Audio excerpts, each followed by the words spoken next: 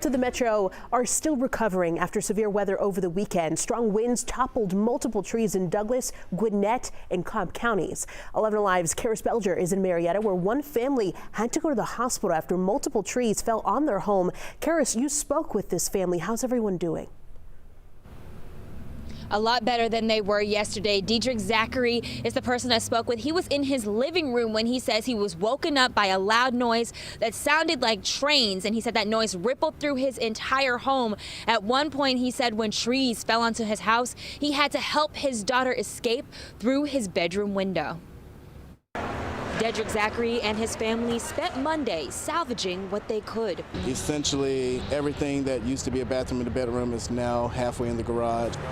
Climbing over tree limbs left over from the storms that ripped through his neighborhood. The night that it happened, of course, everything's pitch black. Diedrich tells me he was asleep in his living room late Saturday night in what is now the only part of his home that is still standing when a noise woke him up. I woke up to the sound of what sounded like a train, and I jumped up, and I made it literally about 3 to 4 feet, and then it sounded like the train was right next to me. He says one tree fell onto his home as he rushed to get to his daughter, but then another tree fell.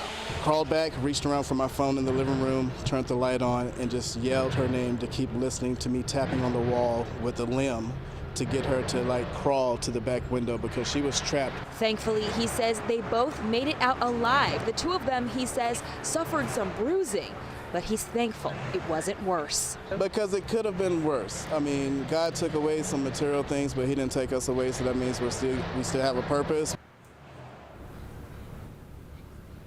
Now, Diedrich's home and his neighbor's home suffered some of the worst damage on the street. Right now, cranes are still picking up debris to take off of the home, so any repairs that are necessary can be made. I also spoke with a few other neighbors who live on the street. They say that they are happy that people made it out alive, that they are physically all right, and they do hope they'll be able to finish the cleanup in time for the end of the week. In Marietta, I'm Karis Belger, 11 Alive News. Karis,